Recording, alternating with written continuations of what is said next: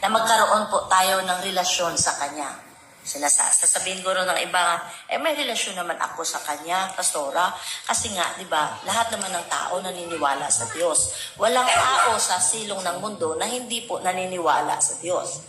Yes, totoo yan. Lahat ng tao naniniwala sa Diyos. Pero ang tanong, alam mo ba kung ano ang dapat mong paniwalaan sa Diyos? Diba? Yun ang tanong. Baka kasi yung pinaniniwalaan natin, hindi pala iyon ang angkop at hindi pala iyon ang kalooban ng Diyos. So, kaya kapag ka ang Diyos ay may pinahayag sa atin, sa bawat isa, ang intensyon niya po nito ay dalhin tayo sa isang malalim at sa isang mainit na relasyon kasama siya. Hindi lang po by chance na okay, ngayon may relasyon ako sa Diyos. Kasi linggo. So magsisimba ako, pupunta ako sa simbahan, mananalangin ako, makikinig ako ng mass, makikinig ako ng kanyang salita. And after that, lumabas tayo ng simbahan, pag tinanong tayo sa bahay, ano bang napakinggan mo? Ewan ko, na hindi ko na natandaan, basta nakinig ako na patungkol din sa Diyos. Diba? Nangyayari ba sa inyo yon? Na pag tinanong kayo kung ano ang sa kasamahan nyo sa bahay, kung anong napakinggan mo, hindi mo matandaan. No, dahil maybe yung purpose lang natin is doon lang sa araw na yon. Yun lang sa time na yon na gusto nating mapakinggan yung pagpapahayag ng Diyos. Pero na-forfeit natin yung pinakaplano ng Diyos kung bakit siya may pagpapahayag sa atin araw-araw. Dahil po iyon sa kalooban ng Diyos na gusto niya tayong akayin sa isang mainit at matibay na relasyon kasama siya. Yan. Dahil sabi nga, ang bawat naniniwala sa Diyos ay ginagawa niya itong kanyang mga disipulo. Kaya nasa sa atin pa rin kung i-allow natin si Lord na gawin tayong mga disipulo niya. Yung mga mag-aaral niya ng kanyang salita. Amen? So, ang title po ng ating message ngayon is God Reveals. God Reveals. No? At kapag God reveals, He has this plan and He has this purpose for you and me na maging mas malapit pa yung relasyon natin sa Kanya. God spoke or speaks to His people. Hindi po pwedeng hindi po magsasalita ang Diyos sa Kanyang mga tao. Kahit na nga po ang presidente o kung sino mang leader ng mga organisasyon, meron talagang pagsasalita, no? May pagpapahayag yung mga leader natin para maunawaan natin kung saan tayo inaakay nung nagli-lead sa atin. Even sa barangay, di ba? Merong mga somon, merong mga meeting ng mga barangay, kasama yung kanyang mga kasapi, yung mga kagawad, para alam ng mga nasasakupan niya kung saan papunta yung kanilang grupo sa kanilang buong barangay. Kung ano ang nangyayari, no? Ganon, isinasiwalat ito ng leader nila. So, most importantly, with the Lord. Kapag ka merong tao ang Panginoon, meron siyang mga piniling mga tao na sumusunod sa Kanya at naniniwala sa Kanya, hindi po pwedeng parang robot lang tayo na kung ano nang ipipindutin, lalakad ka. Kung pipindutin ang upo, uupo ka. Hindi po ganon sa Panginoon. No? He reveals what He wants to say to His people in guidance, no, ng gagawin ng kanyang mga tao. And when He speak, kapag ang Diyos ay nagsalita, ano kaya ang kanyang ipinapahayag? Okay? Sa kabuuan po sa salita ng Panginoon, mula umpisa, kahit na hanggang doon sa Revelation, ang Diyos po ay nagsasalita. Because the purpose is to reveal something about, tatlo po, about Himself, about His purpose, and about His ways. So kapag nagsasalita ang Panginoon, kapag nagpapahayag ang Panginoon, ang kanyang ipinapahayag po ay patungkol sa kanyang sarili, patungkol sa kanyang motibo, sa kanyang purpose, sa kanyang goal, and patungkol din po sa kanyang mga pamamaraan. Yan.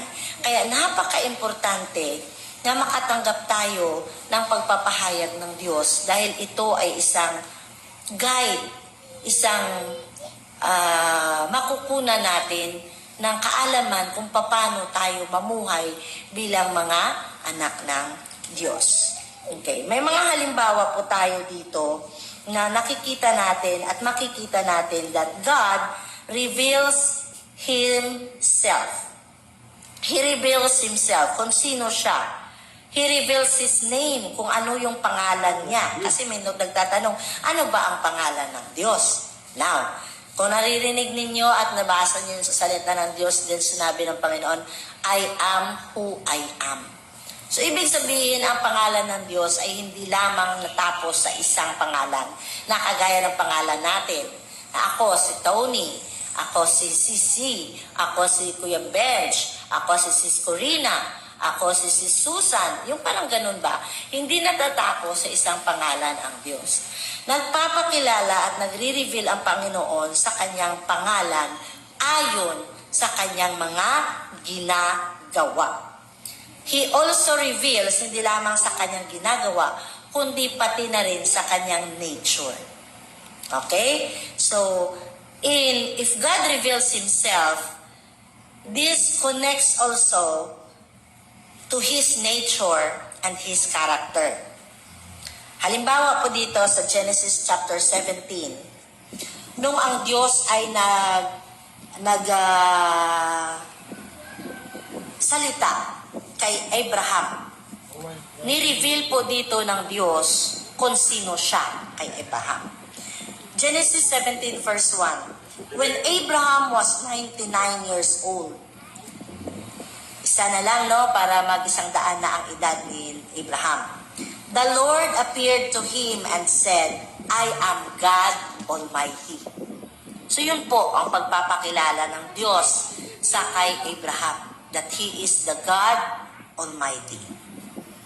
Sa Leviticus 19:1 and 2, ang Diyos din po ay nagsalita kay Moses at sinabi niya po dito, the Lord said to Moses, speak to the entire assembly of Israel and say to them, inutusan niya po si Moses na sabihin ito sa mga Israel. No?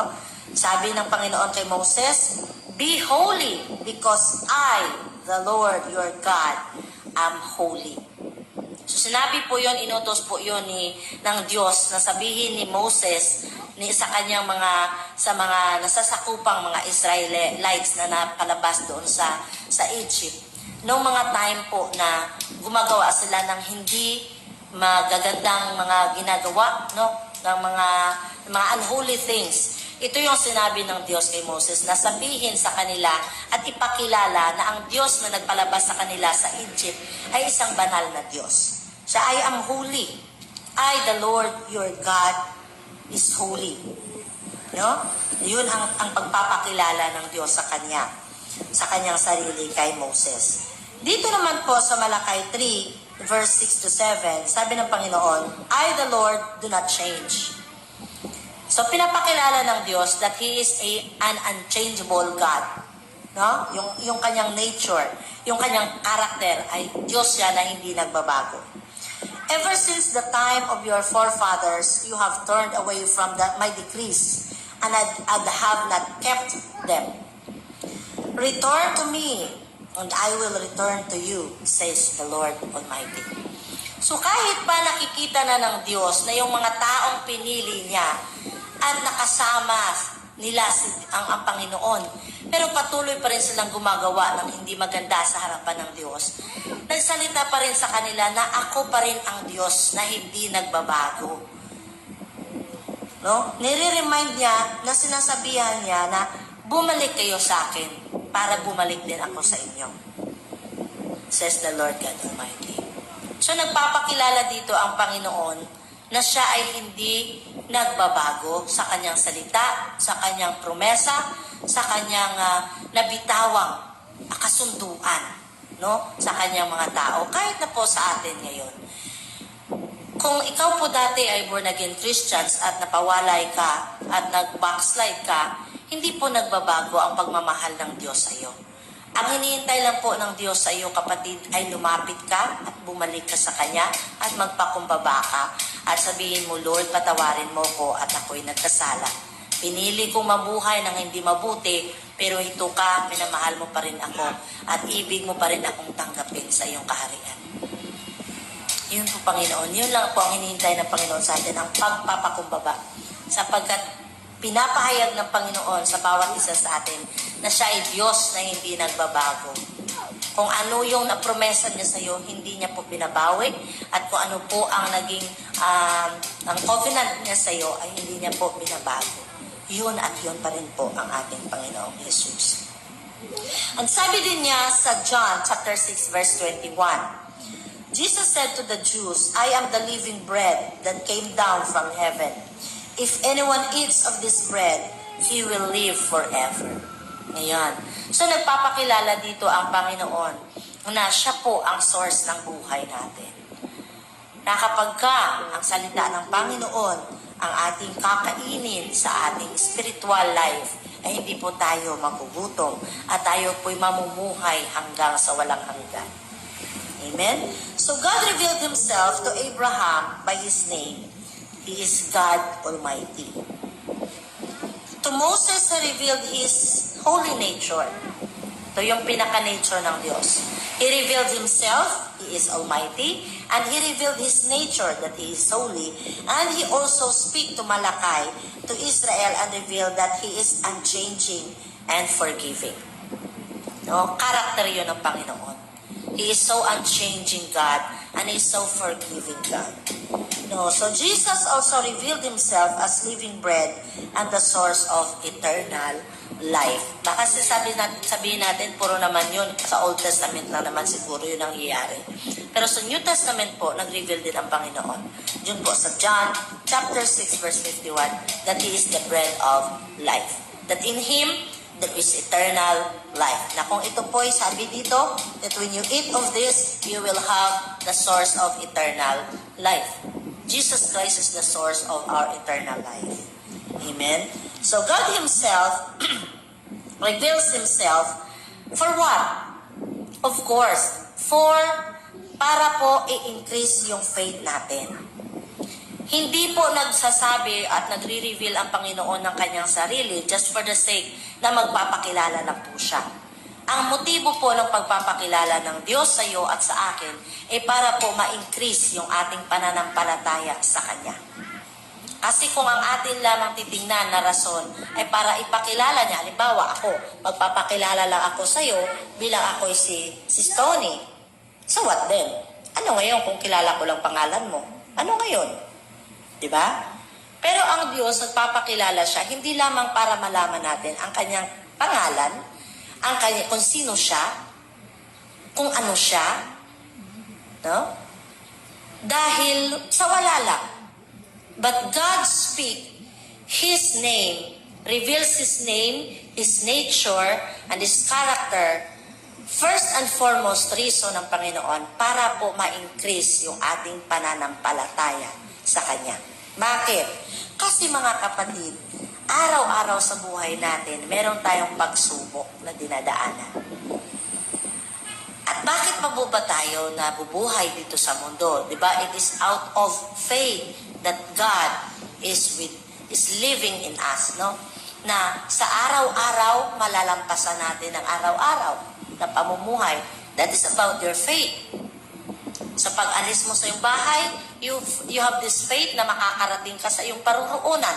At after umalis ka doon sa paruroonan mo, uuwi ka na ng bahay mo, it's a matter of faith na makakauwi ka talaga sa pamilya mo, sa bahay mo. It's all about faith. Everything around us surrounds about our faith. Okay? So kaya dito nagre-reveal everyday ang Panginoon sa atin for us to increase our faith in Him. Now, ngayon na nagpakilala ang Diyos na siya ay Almighty God. Siya ang Diyos na makapangyarihan. Magdadoubt ka pa ba sa mga bagay na iyong nararanasan? Magdadoubt ka pa ba na mayroong dyan na hindi kaya lutasin ng Diyos kung sinabi niyang, ako ang Diyos na makapangyarihan?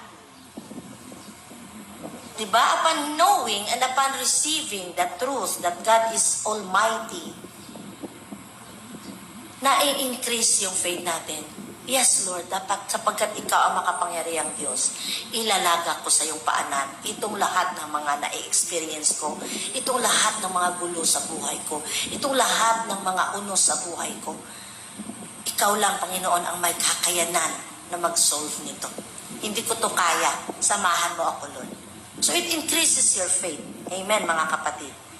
It increases your faith. Yun po ang pinaka-purpose ni Lord. Bakit po siya nagpapakilala sa atin?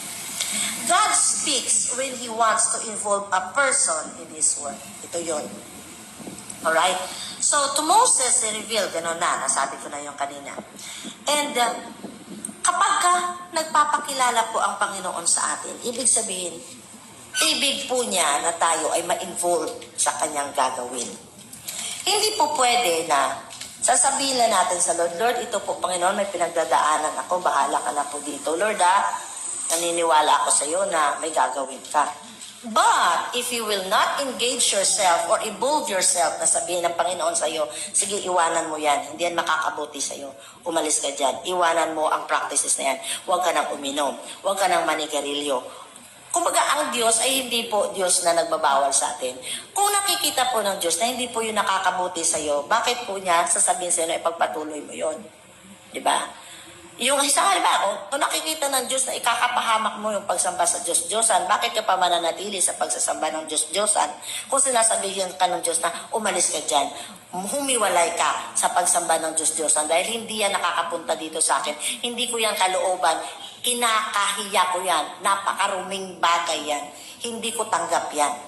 So kung hindi ka sasama, hindi ka mag-involve ng sarili mo, wala rin mangyayari. No? Kasi ang Diyos nagsasalita, nagre-reveal siya ng kanyang sarili, nagpapakilala kung sino siya, ano ang nature niya, at ano ang kakayanan niya, yung character niya. He is inviting you also to be involved sa kanyang gagawin sa buhay mo. Paano ka mababago kung hindi ka sasali sa gagawin ng Diyos sa buhay mo? Hindi po pwede na ang Diyos lang ang gagawa nito sa buhay mo. Kailangan may part ka din po. It takes two to tango. Dalawa po ang kailangan. Ikaw, kailangan mong mapailalim sa Panginoon. Kailangan mong bumalik sa Panginoon. Kailangan mong sumurrender sa Panginoon. Kung ibig mong mangyari ang nais mo o ang kalooban ng Diyos sa buhay mo. Halimbawa, no, yung sa mga, nung young people kami dati, sinasabi sa amin palagi na, huwag kayong magmadaling maghanap ng iyong mga partner. Huwag kayong magmadaling ma-in love sa kung sino-sino lang dyan nagtatapon ng I love you lang da. I love you lang dyan, sana marinig. Yung pag ganon ba? Sinasabi ganon. At akala namin nun, sinasabi din na, sige, maghintay ka lang dyan sa loob ng bahay nyo, nakadungaw sa bintana. At kung sinong dadaan dyan, may mga sinasabi pa na kung sino yung unang dadaan, yun na siya, Lord. Naalala niyo ba mga young people? Yun na siya, Lord, ang aking mapapangasawa. Yun na ang magiging partner natin. But you know what? Nabasa ko po, yung paghingi pala natin ng sign sa Panginoon, hindi pala yun sign of complete faith sa Panginoon. Sasabihin ko yan in future na mga study natin ito. Kung mamarapatin sa susunod na linggo, ay ipagpapatuloy natin ito. Kasi napakaganda po. Kahit ako sa pagbabasa ko at saka pag-aaral ko patungkol sa ganitong tinatopic natin ngayon, napakaganda at saka napakalawak niya. So yun. So kung sino yung unang dadaan, siya na yung magiging partner ko. Sabi nga, di ba, paano mangyayari yun kung yun lang ang iyong pananaw at yung pagkaintindi mo? Ang sabi doon, kung gusto mong mangyari at matanggap mo yung pinapangako ng Lord sa iyo, anong gagawin mo? Of course, ipagpipray mo yan. Ipagpipray mo yan, sasabihin mo sa Lord yung mga qualifications na kailangan mo, na gusto mo, sa gusto mong maging partner sa buhay. Ako kasi, dahil siyempre, nauna ako sa plano ng Lord, ayun. So, kaya napunta ako sa hindi tama dahil nagkamali, kumbaga. Dahil inunahan ko yung plano ng Panginoon. Kasi nga, nagpadala ka doon sa panlabas na anyo. Ayun. So si Lord kasi talaga ang nakakakita ng lahat. So kung gusto mo pong mangyari, yung kalooban at ang gusto mo talaga na ma-experience mula sa Panginoon, join God to where He is working in your life. Kung andyan ka ngayon sa sitwasyon, parang masasabi mong napakadilim, parang hindi mo na alam ang gagawin mo, join the Lord. Join with God because He is the one who knows the exit diyan sa circumstansya na yan. No? Wala po tayong kakayanan. Si Lord lang kasi talaga. So when He speaks, He wants you to be involved in His work. Kasi ibig ng Diyos talaga na ma-involve sa mga buhay natin. Kaya, join Him. Huwag mo siyang hayaan, ikaw na bahala dyan, Lord, ayusin mo na dyan kung anong mga kalat ko sa buhay ko, ayusin mo na. Hindi po ganon. We have to join with God. We have to unite with the Lord sa mga ibig mong ipagawa sa Panginoon sa buhay mo. Kasi may mga corrections si Lord sa buhay natin. Sasabihin niya, i-reveal sa iyo, ito, hindi, ito, kagandahan sa iyo. I-neglect mo yan. Kaya nung na-example natin kanina, no? Ayaw ng Diyos na nagsasamba sa Diyos-Diyosan, bakit ka pa dyan mananatili, di ba? Kung sinasabi ng Diyos na hindi niya yan katanggap-tanggap. So, if you want to join with the Lord, join Him by obeying Him. Ayun, maghanap ka ng church na nagsasalita ng full gospel, na nag-preach ng kanyang salita na katotohanan, na siyang i-enlighten at saka nagpapalago ng iyong paniniwala sa Panginoon. He reveals Himself in order to help the person respond in faith. Ayan. Pinapahayag ng Diyos ang kanyang sarili para sa mga taong gusto na mapatibay ang kanilang pananampalataya sa Panginoon. The person can better respond to God's instruction when he believes God is He who says He is, and when he believes God can do what He says He will do. Yung tao daw na naniniwala na ito ang Diyos, siya ang Diyos na makapangyarihan. At kapag naniniwala ka na siya ang Diyos na makapangyarihan, kailangan mo ring malaman at mapaniwalaan na may kakayanan siya. That He can do what He want to do in your life. Na kaya niyang gawin ang anumang gusto niyang gawin sa buhay mo. So, paano niya yun magagawa kung hindi ka po sasali sa Kanya? Diba?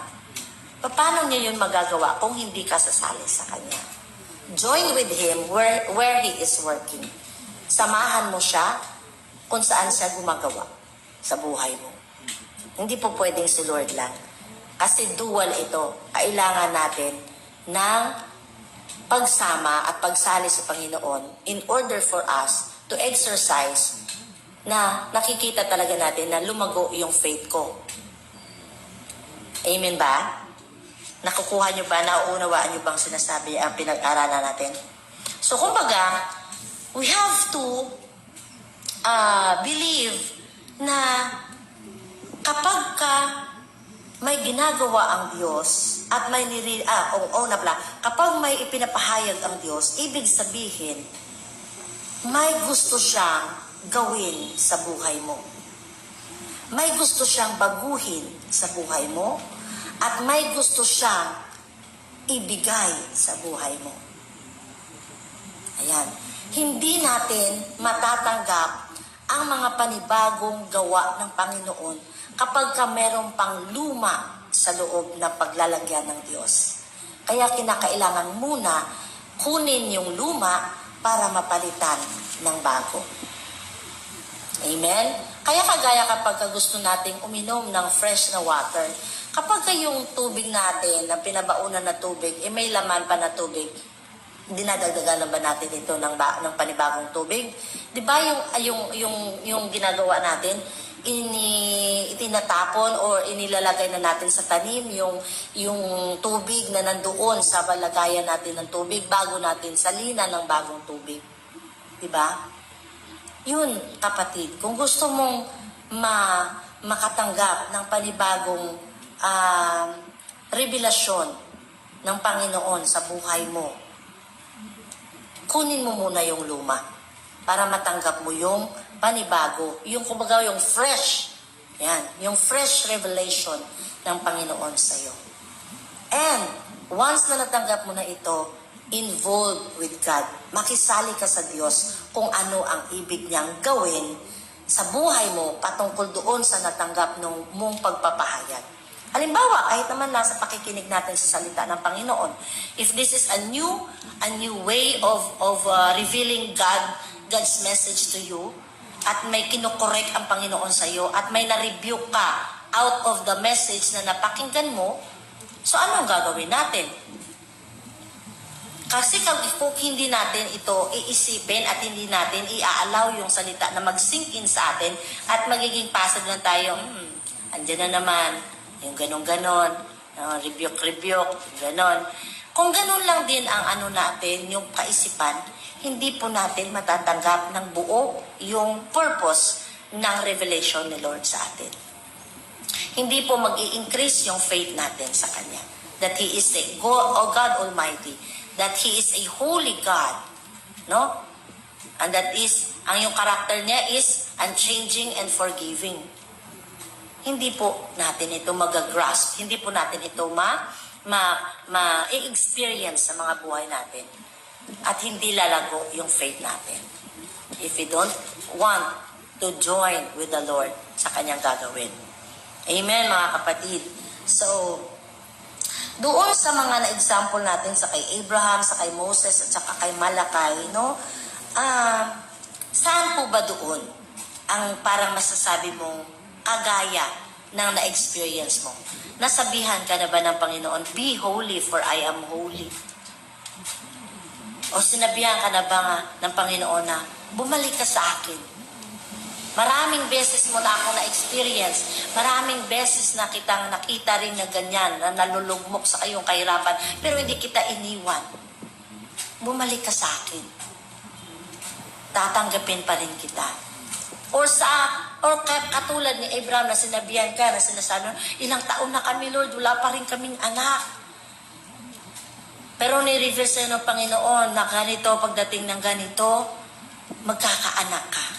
So, paano yun matutupad sa sarili mo, sa buhay mo, kung hindi ka sasali sa gagawin ng Diyos? Hindi po makagagalaw ang Panginoon sa buhay mo kung hindi mo po siya pahihintulutan at hindi ka po sasali sa Kanya. Una-una, syempre, buksan mo yung pintuan ng buhay mo. Isa yung involvement mo sa Panginoon, sa gagawin niya sa buhay mo. Buksan mo yung puso mo sa Kanya. And then, di ba nga, pag may bisita tayo sa bahay, pag kumakatok, binubuksan. Involve yung sarili natin. Involve yung sarili natin dito. Kapag ka hindi involved, hindi ka sasagot, hindi ka iimik doon sa loob. Bahala ka dyan, magtawag ka lang dyan sa labas, hindi ako iimik dito. So, wala kang involvement. But, ito, pag may bisita, tumatayo ka, bumubukas ka ng pintuan, nagsasalita, hello, sinong kailangan nyo? Good morning, tada, tuloy kayo. You already showing your involvement doon sa kung ano yung mangyayari sa araw na yon, na sa moment na pinapasok mo yung bisitang yon. Maririnig mo yung pakay niya, di ba? Yun, malalaman mo kung ito'y blessing, ito'y isang pag-udyok, or ito'y isang warning. So yun, ganun din sa atin sa buhay ng Panginoon. If He reveals something in us, He's knocking on our door. And He's trying to enter in our lives na gusto niyang pumasok at gusto niyang gumalaw sa buhay natin. Pero hindi siya makakagalaw kung hindi natin siya iaalam. Kung hindi natin siya pahihintulutan, mga kapatid. If we still choose to have the division between you and your God. Nasasabihin mo, ito lang po, Lord, Panginoon, ang pwede niyo pong galawin, pero ito hindi po. Akin lang po ito. Sacred po ito sa akin, Panginoon. Kapag ka po sa Panginoon, wala po dapat wall. We have to have a full surrender sa Panginoon. Amen? So, God reveals Himself to increase faith that leads to action. Ito. Hindi lamang po faith ang gustong palakihin ng Diyos sa atin. But after that, na na-create, na-increase yung faith natin, ano ngayon? Ano ngayon? So that calls for an action. No? So, you will need to listen attentively to what God reveals to you about Himself. Kung sinasabi ng Diyos that He is holy and you have to be holy, bakit ka pa gagalaw or bakit ka pa mag-i-incline ng sarili mo sa mga unholy things like idols? Bakit ka pa magsasamba sa mga ribulto na sinasabi nga ng Diyos na ito'y kanyang hindi katanggap-tanggap, kasumpa-sumpa ang pagsamba sa mga ribulto, diba? So, if the Lord increases your faith to worship Him in spirit and in truth, then it calls for an action. Anong gagawin mo? Yung sinasabi ng Diyos, balik ka sa akin at tatanggapin kita. Okay. So, this will be critical when you come to the crisis of belief. Ngayon, hindi ka po makakagawa ng aksyon kapag ka nasa crisis yung iyong paniniwala. Ano ang krisis ng paniniwala mo? Doubt. Pagdadalawang isip. Gagawin ko ba? Mula ba talaga to kay Lord? Si Lord ba talaga nagsabi nito? Baka guni-guni ko lang o baka imahinasyon ko lang dahil sa kakaisip ko, sa problema ko o dahil sa kakaisip ko ng mga bagay na hindi naman pala dapat naking isipin. So doubt. Yun ang krisis ng belief mo, yung paniniwala mo. Magkakaroon ka ng doubt. Magdo-double-minded ka sa Panginoon. Yeah. So how could you be sure? No? You will have to believe God who says He is. Ito yung sa pananampalataya natin. You have to believe God. If God reveals Himself to increase your faith at kailangan mo na ng action, kailangan ito yung gawin mo. You will have to believe God is He who says He is. Kailangan paniwalaan mo na yung nagsabi sa iyo noon ay talagang ang Diyos ang nagsabi. Hindi, o kahit sabihin pa natin, nabasa mo lang sa Kanyang salita, o sabihin na natin, pinasabi sa iyo ng alagad ng Diyos. Pinasabi ng Diyos sa kanyang alagad. No? So you heard it through preaching, you heard it through exhortation, no, ng mga anak ng Diyos. If you believe that God reveals it to you sa pamamagitan nila, dapat maniwala ka na ang Diyos talaga ang nagsalita nun para sa iyo. Secondly, you will have to believe God can do what He says He will do. Ayan. So dapat, kung naniniwala ka na ito'y galing sa Diyos, dapat maniniwala ka rin na kung ano yung sinabi ng Diyos, ay kaya din gawin ito ng Diyos. Gagawin ng Diyos kung ano yung sinabi niya. If the Lord says, I will save you from that situation. I will deliver you from that circumstances. I will heal you from that sicknesses. Kung naniniwala ka na sinabi yun ng Lord, kailangang maniwala ka rin na kayang gawin yon ni Lord. Na siya talaga ang gagawa nun sa buhay mo. Okay? Amen? So number 3, thirdly, you will have to adjust. If you want to act on your action already, you have to adjust your thinking in the light of His belief. You have to adjust your thinking. Yung kaisipan mo, i-adjust mo. Kung may pagdududa ka, i-adjust mo na sa Panginoon. Oops, Lord, correct me if I'm wrong, Panginoon. Parang may duda ako. Pero ibig kong paniwalaan talaga na ito'y galing talaga sa iyo.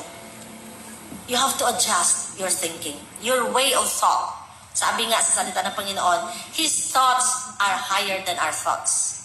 Mas mataas po ang kaisipan ng Panginoon. Kaya, kung may duda ka, hello, start to doubt your doubts. Mag-umpisa kang magduda sa duda mo. Diba? Kung gusto mo may mangyari sa buhay mo. Number 4, trusting that God will demonstrate Himself to be who He says He is.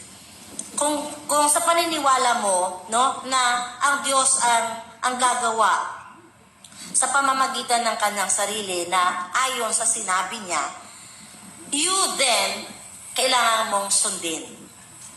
Obey Him. Okay? So, kailangan mo siyang paniwalaan at kailangan mo siyang sundin. Obey Him. Kung ibig mo, ang Diyos ang gumalaw nito sa buhay mo. Obey Him. Obey Him by allowing Him to do it for you.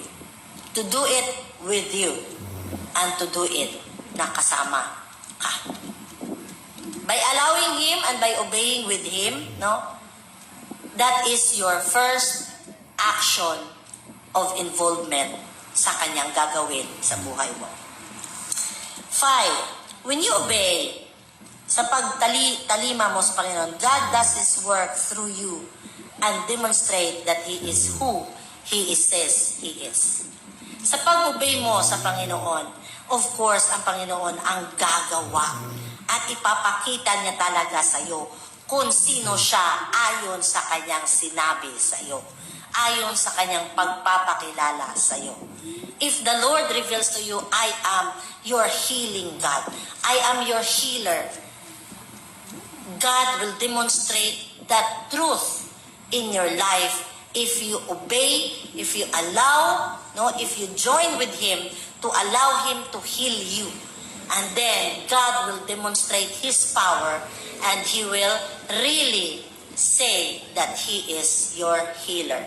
Kasi sa action po ng Diyos, makikita ang katotohanan ng Kanyang sinasabi na siya nga ay siya. Yung sinabi ng Lord, I am who I am. Kung sinabi niya na ako ang tagapagaling nyo, ako ang healer nyo, paano ito masasabi at mako-confirm that He is our healer kung hindi natin siyang i-allow na i-heal niya tayo? At hindi gagawa ang Diyos ng pagaling sa mga buhay natin, di ba? But God says, I am your healer because He do it. He demonstrated it already. He healed you. Amen? And then, for 6 na ba? Okay, 6. Then you will know God by experience. Hallelujah. Ito yung kapatid. If the Lord reveals Himself that He is your healer, and then God wants you to be involved in that truth that He is your healer, God wants to demonstrate that power of truth that He is your healer, and He wants to do it, and gusto niya makita mo na yun talaga siya ayon sa Kanyang sinabi, then let's have our action. Allow Him. Join with Him. Yes, Lord. Ito po ako, Panginoon. Idinadalangin ko ang aking karamdaman sa iyo. Ako po yung may sakit na nasabi ng doktor, wala na pong kagalingan. Pero sa iyo po, Panginoon, naniniwala ako that everything is possible. Gagaling at gagaling ako dito dahil sinabi mo na ikaw ay ang aking tagapagaling. And because of that faith, God will demonstrate who He is, what He says He is. And by that, God will allow us to experience His truth. Ma-experience po siya natin. You will know God by experience. Yun ang magandang pagkakaalam at pagkikilala natin sa Diyos. By experience. Nano yung babae na dinudugo for how many years? Nano yung faith niya at yung action ng kanyang faith is, ang sabi niya, matandog ko lang, matouch ko lang yung rim ng kanyang, yung hem ng kanyang damit, magagaling ako. And you know what? Alam niyo yung powerful na faith na yun? That kind of faith ang nakakatouch sa heart ni Lord. That kind of faith na walang pagdududa, walang double-mindedness, na kahit sabihin niya, kahit matouch niya lang yung dulo ng damit ng Diyos. What a powerful faith, di ba? That because of that faith, nung natouch siya, may malaking power na lumabas sa katawan ng Diyos. And God recognizes that power na umalis sa kanyang katawan. And that because He knew that there is a powerful faith sa kanyang kapangyarihan na ang Diyos ang may kakayanan na gumaling sa kanya. You see? So, and lastly, If you know that, you will know that He is who He says He is. Kaya ganun na lang ang pag-iyak ng babae nung nakita niya na unti-unti na siyang gumagaling. You will know na ganun talaga. That is the very nature of the Lord. Una, He reveals Himself kung sino siya. Siya ang nakapagpagaling. He is your healer. He is your provider. He is God Almighty. He is an awesome God. He is a powerful God. And you have experienced that. And out of that experience, you can really say that indeed God is God. God says He is God. He is indeed whom He speaks, He is. Na siya talaga kung sino ang pagpapakilala. Hindi po pwedeng magpapakilala ang tao ngayon. Ako, ganito, si Mayor, ganito, pero yung gawa, no, iba sa kanyang pagpapakilala. Pero si Lord, kung ano ang pagpapakilala niya sa kanyang pangalan, ay iyon po ang kanyang kayang gawin, kayang i-demonstrate sa buhay natin. If He says, and if he declare, and if He reveals that He is your provider, God will act on it. He will really act that He will provide your needs according to His riches and glory in Christ Jesus. At ma-experience mo talaga, yes Lord, You really provide my need. Hallelujah. Alam niyo mga kapatid, every month nagpo-problema ako kasi saan ko kukunin yung mga bills, no? Lahat ng mga bills sa paaralan, sa bill sa kuryente, sa bill sa tubig, no? Na ikaw lang ang nagtatrabaho, na yung inuuwi mo sa bahay mo, kulang pa sa pagkain nyo. But God is so faithful because God promised and God revealed it to me that He is my faithful provider. And indeed, God is demonstrating that in my life and in your life every day of our lives, no? Kapag sinabi at ni-reveal yun ng Panginoon kung sino siya, hindi po unfaithful ang Diyos na hindi po niya yun tutuhanin at hindi po niya yun i-demonstrate sa buhay natin. So, nandito pa lang po tayo sa isang point. No? Makakanda. Naway mapagbigyan ako ng pagkakataon muli na mabigyan pa tayo ng pagkakataon na makontinue natin ito dahil may dalawa pang kasunod na mga point ang kanyang i-reveal. Yung sarili pa lang po niya ang ni-reveal niya dito. Kasi God, ganun ang pag-reveal ng Panginoon. He reveals Himself, He reveals His purpose, why He revealed Himself, and then He reveals His way. Kung bakit po niya kailangang i-reveal ito. Ano po yung kanyang pamamaraan na kailangan nating malaman. So, andito pa lang po tayo sa revelation of who God is in our lives. So, sa inyo po, mga kapatid, lately, ano po ang revelation ng Diyos sa inyo? Pwede po tayong mag-type sa baba. Ano po ang natanggap mong revelasyon mula sa Panginoon? Out of your circumstances, out of your searching sa Panginoon, out of your questioning sa Panginoon, out of your doubts, no? Out of your wanting na makakakilala at makakapakinig sa Panginoon. Ano po yung na-reveal ng Panginoon sa mga buhay natin ngayon? When was the last time we hear and we receive revelation from God? Kasi napaka-importante po bilang mga Kristiyano na namumuhay tayo dito na we believe na ang Diyos ay buhay, ang Diyos ay kumikilos. It is a must that we could receive one revelation at a time, no, sa buhay natin. Kasi dito natin malalaman na we are on the right track. We are on the right path na alam natin kung saan po gumagalaw ang Diyos. Alam ba natin kung saan tayo dinadala ng ating pananampalataya sa Diyos? Diba? So, by revelation, doon natin po makikita at malalaman kung saan tayo dinadala ng ating paniniwala sa Panginoon. And paniniwala kasi is not just a by chance thought na nasa isip lang. Hindi po yun faith. Yung nasa utak lang, yung nasa isip lang. Ang faith kasi, it involves action. Agaya nung napag-aralan natin kanina. It involves action, na may mga bagay na pinaniniwalaan natin, pero sa liwanag ng salita ng Panginoon ay iba pala ayon sa kalooban ng Diyos. And it needs action from our part na baguhin ito kung ito ay hindi pala ayon sa mga salita ng Panginoon. Amen? So, yun mga kapatid, it needs action kapag sinasabing may paniniwala tayo sa Panginoon. Dahil every day, through our faith, meron pong revelation si Lord sa atin kung sino siya. Kagaya ngayon, He revealed to us that He is a faithful God. Bakit?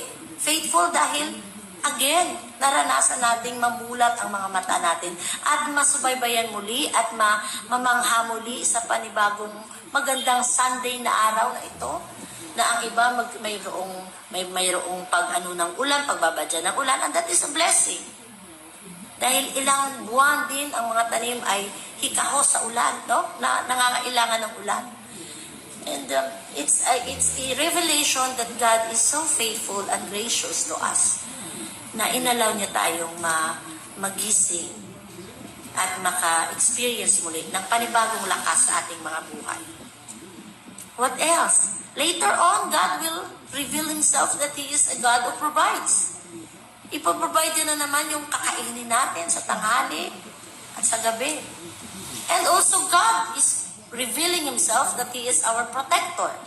He will protect us kapag dumating yung gabi at buo ka pa rin, hindi nabawasan yung katawan mo, hindi ka napilay, hindi ka na ano sa daan. God is revealing Himself that He is a protector. He is our God who is faithful to protect you and me. Diba? Hallelujah. Napakabuti at napakagandang lesson na to na even ako na-amaze po sa na-discover ko pa rin sa salita ng Panginoon. Okay. So, dito po muna tayo magtatapos mga kapatid. Pero iiwanan ko po sa inyo yung challenge na pakikinig ng salita ng Panginoon. This is now a revelation to us, no? Sa salita ng Panginoon. Now, it takes your faith. At nandoon na yung faith. Because you heard it, you believe on it, that it is from the Lord. Ang challenge po is your action. Ano po yung bagay na kailangan po nating aksyonan na hindi pala kalooban ng Panginoon? Hindi pala ayon doon sa kalooban ng Panginoon. So, ikaw po ang nakakaalam noon at nakikita po yun ng Panginoon. At challenge po ng Panginoon, if we allow Him to join, no? If we allow Him to demonstrate His name, who He is, ayon sa Kanyang sinabi. Ito po yun, action. Kailangan po ng action. Kailangan po nating mag-involve sa ibig ng Diyos gawin sa mga buhay natin. Amen? So let us bow down our heads and let us pray. Hallelujah. Heavenly Father, we thank you so much, O Lord God, for the light of your word, for the revelation that we have reserved from it, what we have reserved from your word, O Lord God. Ama, alam namin na may mga bagay sa mga buhay namin na maybe may mga practices kami, Panginoon, may paniniwala kami na akala namin ay tama.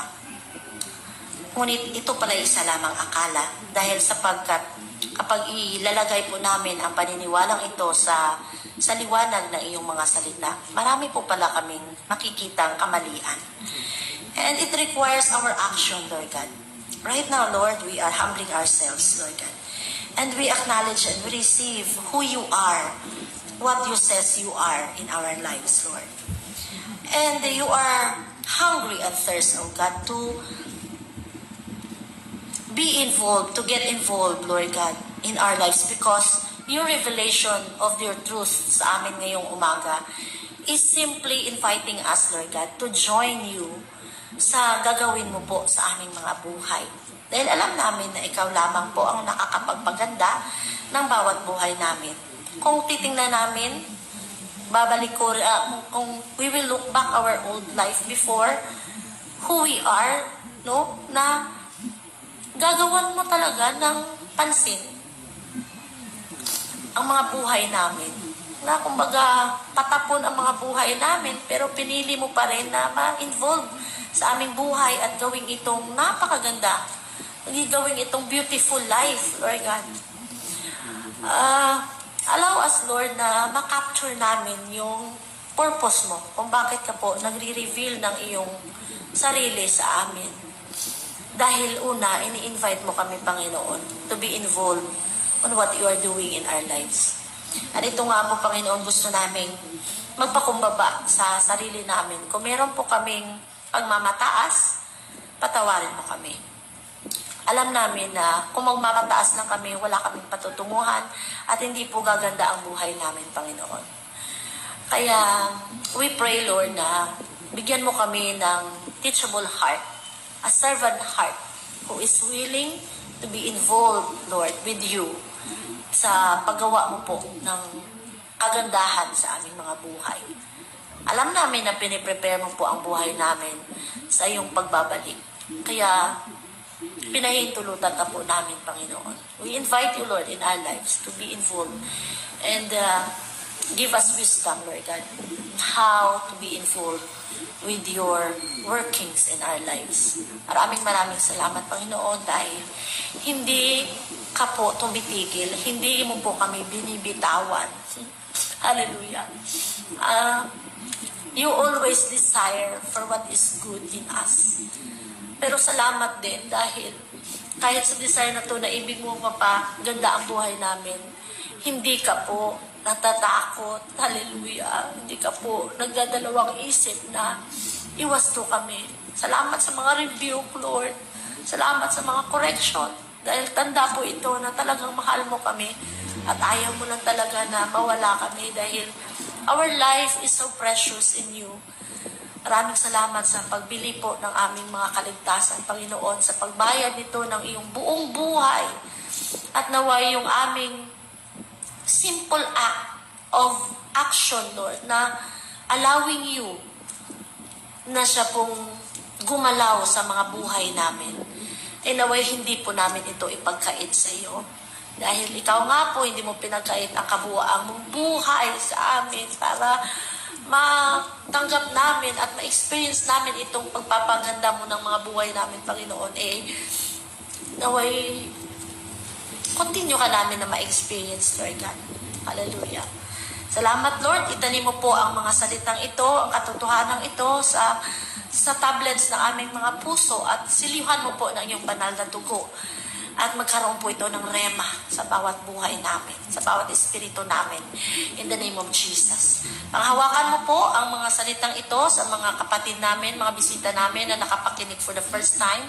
At sa mga kapatid namin na noon minsan ay nawala na pumili ng kanilang sariling landas. Pero ikaw po, Panginoon, ang umaakay muli pabalik sa kanila. Dahil sinabi mo, Panginoon, na we have to return to you because you are willing to accept us once again.